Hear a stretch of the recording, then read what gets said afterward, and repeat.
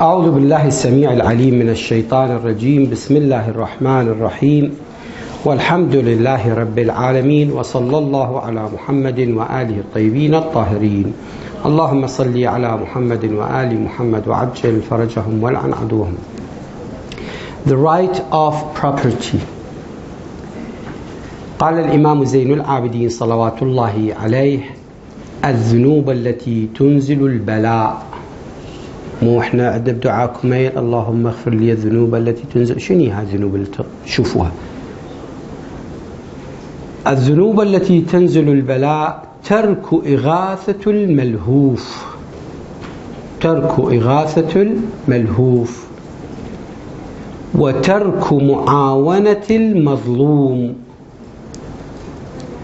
وتضييع الأمر بالمعروف والنهي عن المنكر.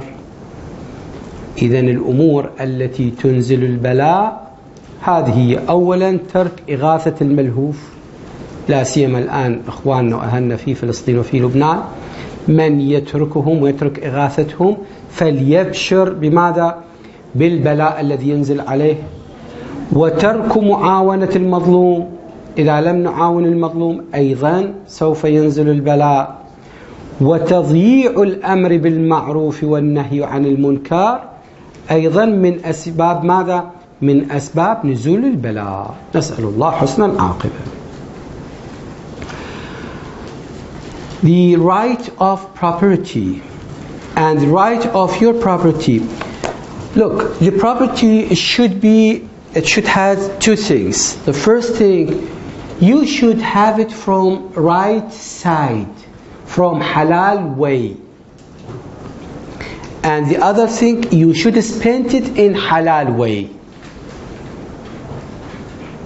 Some people, they said, yes, we have the money in halal way, so I'm free to spend it even in haram way. No, you are not free.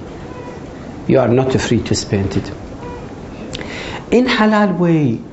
Look,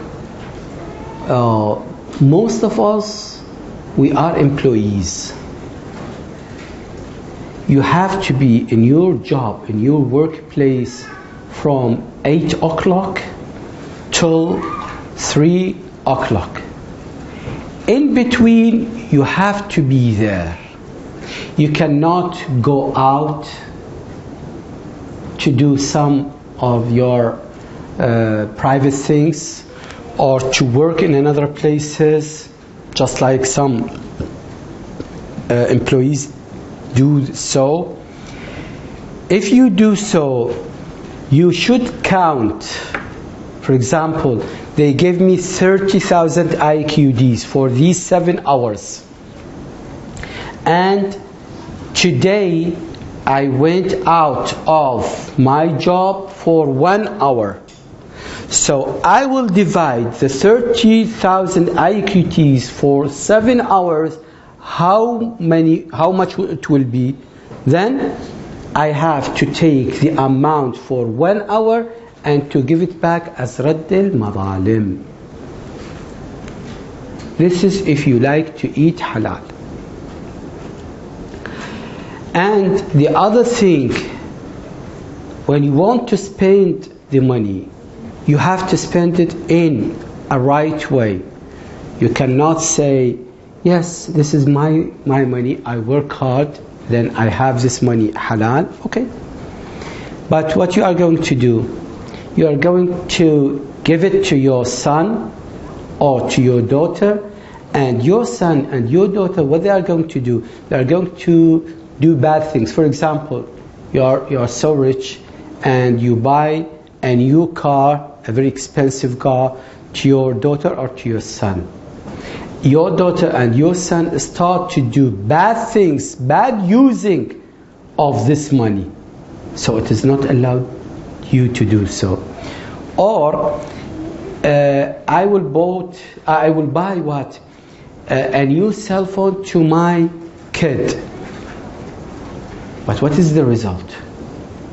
The result, my kid is going to waste time and he will be sick.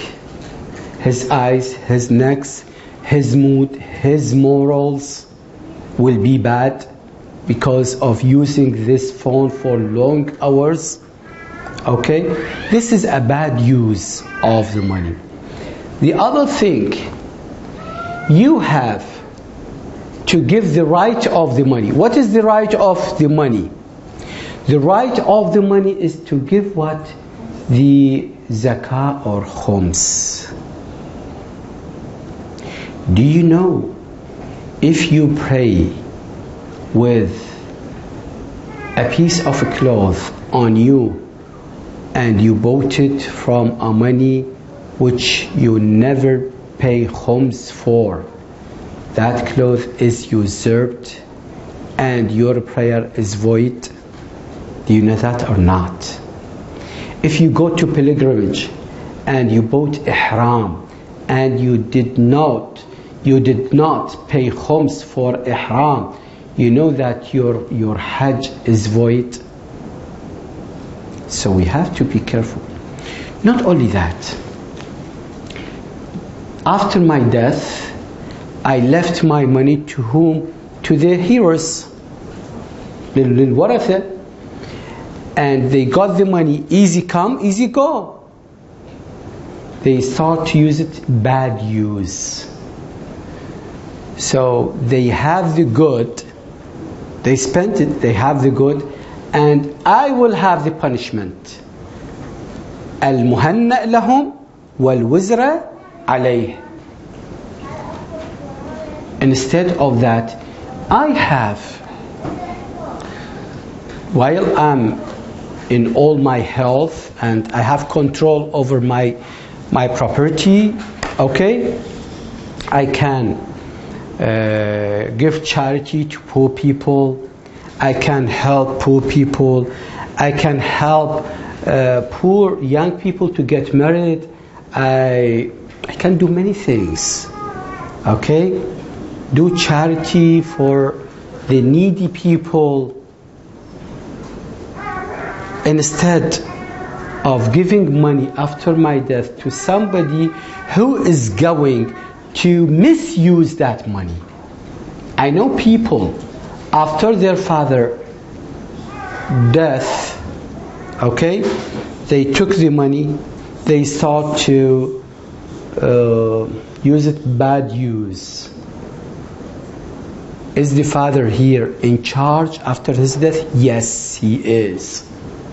Yes, he is. He should know that first of all that his sons will bad use the money after him, after his death. Number two, he should give sadaqah for himself. He should prepare things for the hereafter as well as for this dunya. Imam Ali said, عش لدنياك كأنك تعيش أبدا وابني لآخرتك كأنك ماذا تموت غدا.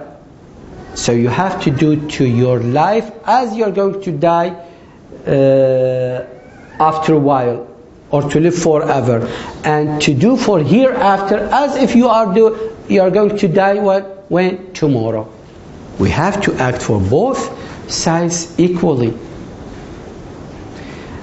For that, Imam Zain al-Abidin said, in the right of your property is that you should not attain it except by legitimate means, and you should only spend it for legitimate causes.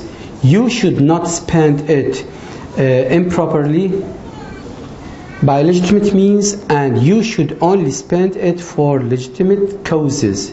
You should not spend it improperly. You should not use it wrongfully, and you should not use what is from God in ways other than in His way. You have the money from where? From Allah subhanahu wa ta'ala. So you cannot use it against Allah, against the willing of Allah subhanahu wa ta'ala. It is a means of approaching God, and you should not prefer to use it for one who does not show gratitude instead of using it for yourself.